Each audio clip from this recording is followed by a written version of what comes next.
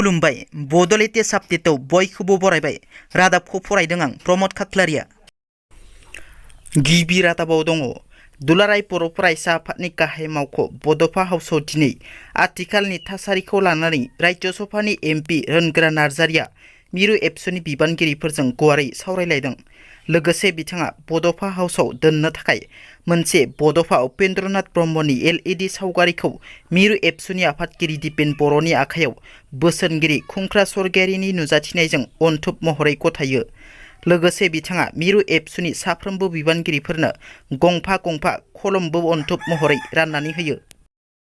मोनसे गोजोनथाव खौरां, रन्जना सानुआ एशियान गेम्सनि थाखाय सायख'जादों। आसाम राइफलनि रन्जना सानुआ फैगौ 19 सेप्तेम्बरनिफ्राय चाइनानि हांजौआव जानो गोनां एशियान गेम्सआव भारतनि आइजो फुटबल हानजाजों भारतनि जानानै गेलेनो थाखाय सायख'जादों। UPPL दोलोनि गोख्रों सोद्रोमा अमिय नार्जारिया मिरु एबसुनि बारग' दैदेनगिरि आरो आथिखालनि BPFनि नेहाथारि कास्टम बसुमतारिनिसिम गोख्रों सोंथि। एबसुआ आइडिय'लजि डिसिप्लिन मेनार गोनां बर' फरायसा आरो माहारियारि आफाद। अदेबानि आगुनि एबसुनि दैदेनगिरि कास्टम बसुमतारिया एबसुनिफ्राय ओंखारनानै BPF राजखान्थि हान्जानि आइडिय'लजि, कनसेप्ट आरो डिसिप्लिन गैयै दोलोआव हाबनानै माबोरै हाबा मावनो हाखो होनना गोख्रों सोंथि खालामो। बिटिआरआव बिसायख'थि नङाब्लाबो बिसायख'थिनि बायदि बार बारदों। चिरां जिल्लानि 13 नं चिरां आरो 14 नं चिरांदुवार BTC बियाबनि दुनाबारियाव मैया BPF दोलोनि मोनसे गेदेर जयनिं हाबाफारि जानानै थाङो। BPFनि बै जयनिं हाबाफारियाव BPF दोलोखौ मोजां मोननानै सा 900निबो बांसिन गुबुन गुबुन दोलोनि मददगिरिफोरा BPF दोलोआव जयेन जादों। हाग्रामा महिलारि बिथांनि नुजाथिनायाव गोदानै BPF दोलोआव जयेन जानाय सोद्रोमाफोरखौ हाग्रामा महिलारि बिथाङा दुंब्रुदै बरायदों।